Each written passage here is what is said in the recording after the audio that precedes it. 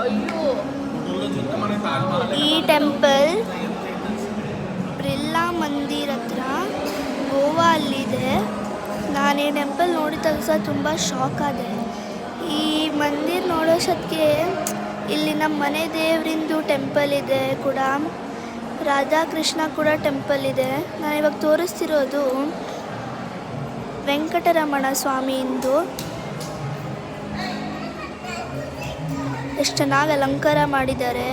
ಇವ್ರು ಹಾಕಿರೋ ಟೈಲ್ಸ್ ನೋಡಿ ನಂಗೆ ತುಂಬ ಶಾಕ್ ಆಯಿತು. ಎಷ್ಟು ಚೆನ್ನಾಗಿ ಹಾಕಿದ್ದಾರೆ ಅಂದರೆ ಈ ಲೈಟಿಂಗ್ಸ್.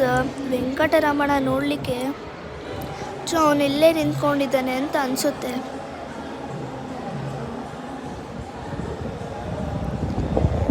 ಹಳ್ಳೆ ಟ್ಯಾಗಲ್ಲಿ ಹಾಕಿದ್ದಾರೆ. ತೋರಿಸ್ತಿರೋದು ರಾಧಾಕೃಷ್ಣ ಟೆಂಪಲ್ ಅಂತ. ಇನ್ನೂ ಹೋಗಲಿಲ್ಲ. ಫಸ್ಟ್ ನಾವಿಲ್ಲಿ ಮೀಟ್ ಮಾಡಿ ಹೋಗುವ ಅಂತ ಅಂದ್ಕೊಂಡಿದ್ವಿ.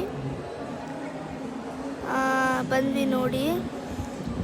ಈ ಟೆಂಪಲ್ ನೋಡಿದ ತಕ್ಷಣ ಇನ್ನೂ ನೋಡಲೇ ಇಲ್ಲ ನಾವು. ಮತ್ತು ಬೇಕಾದ್ರೆ ಅಲ್ಲಿ ಬಿಸಿಲಿತ್ತು ಅಂತ ನಾವು ಅಲ್ಲಿ ಹೋಗ್ಲಿಕ್ಕಾಗಲಿಲ್ಲ.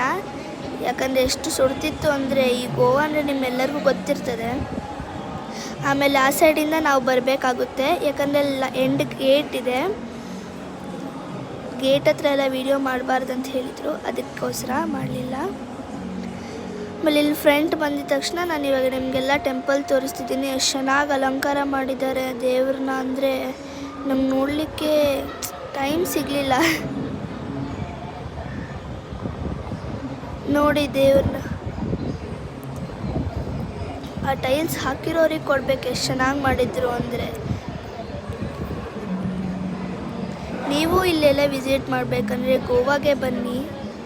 ಎಂಜಾಯ್ ಮಾಡ್ತಾ ನೋಡಿಕೊಂಡು ಹಾಗೆ ಹೋಗ್ಬೋದು ನೀವು. ನೋಡಿ ರಾಧಾಕೃಷ್ಣ ಎಷ್ಟು ಚೆನ್ನಾಗಿದ್ದಾರೆ ಅಂತ. ಇದು ಗಣಪತಿ ಅಂತ ಬಂದು ಗಣಪತಿ ದೇವ್ರದ್ದು ಅಲ್ಲಲ್ಲೇ ಪಕ್ಕದಲ್ಲೇ ಇರ್ತದೆ.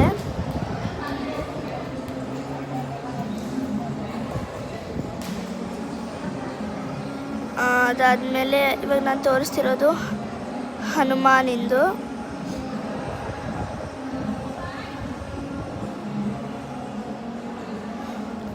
ಇದು ಹನುಮಾನ್.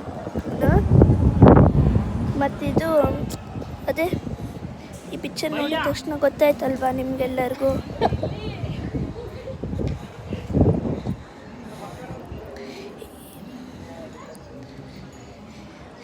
ನೀವು ವಿಸಿಟ್ ಮಾಡಿ ಈ ಟೆಂಪಲಿಗೆ.